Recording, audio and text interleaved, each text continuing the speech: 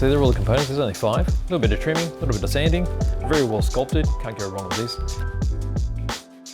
Hello, this is BJ from Hearns Hobbies, and I'll be looking at this resin kit of the Blonde Girl Volume 5 from Hasegawa.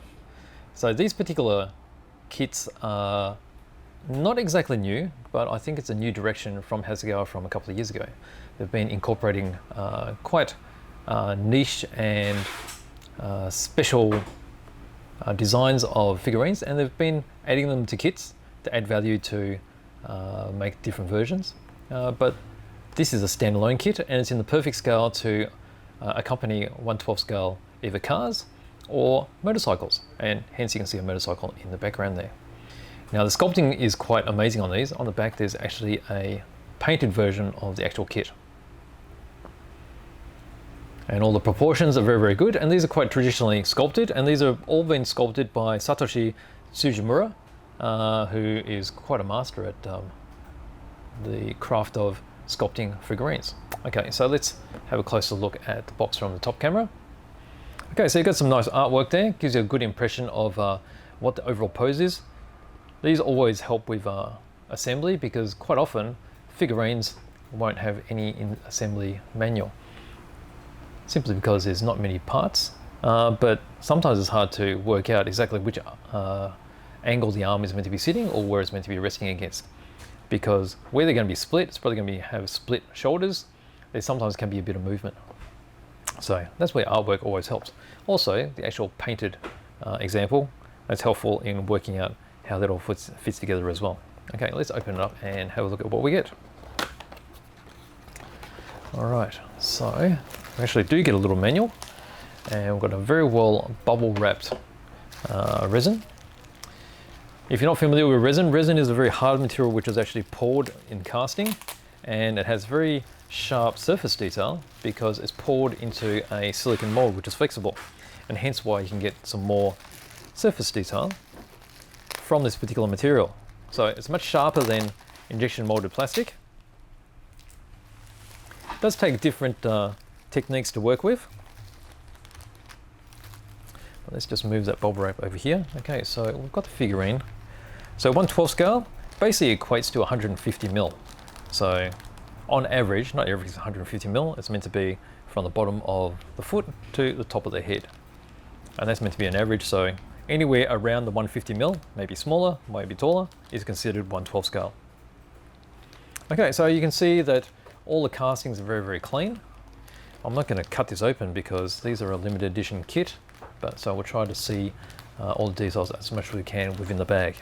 Okay, so before we get into all that detail, I might just quickly go over the manual. All right, so as you can see, this is the diagram of all the parts. There's only 5 components there.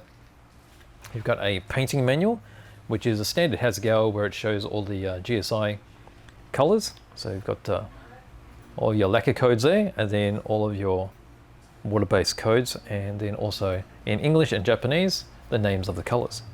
Okay, so if we open this up, all right, so we've got this section here. These are the same images that are on the back of the box, so it's probably better to rely on the box art on the back because that's in color. And here is the diagram, or basically the assembly manual. Really simple indeed. Okay, and then there you go, that's all blank.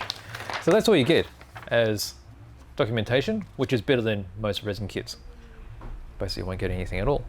Okay, so with that, let's have a closer look at these parts, and I'll do a bit of zooming. All right, let's go focus. All right, let's concentrate on the face first, because that's the most important part, I think, of figurine models. Okay, proportions, if they're out, they're going to be easily noticed, and because it's so important to have a realistic looking face, that is generally the part that I spend most of my time painting, because I find that if you can't get the face correct, even if you've got the rest of it painted perfectly, that's going to detract from the overall look. So that's part of the challenge of doing figures as well. So there you can see the torso, it's in one major part. Split at the legs. Okay, so they're a natural join area there. We've got the link with the lower bikini. And then the arms are also split. So this section here has got an armband, so that it helps with the filling.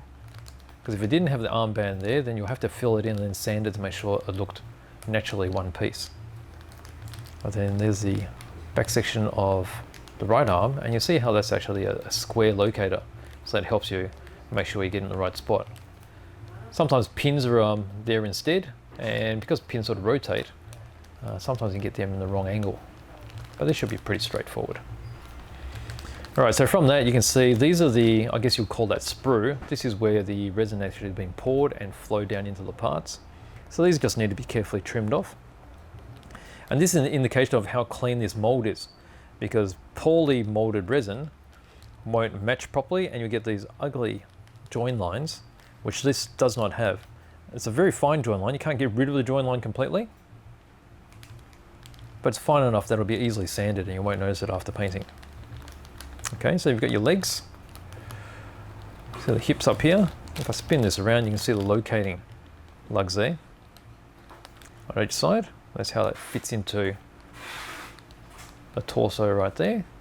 And then you can see over this point, this is where it was poured from the resin to the heels.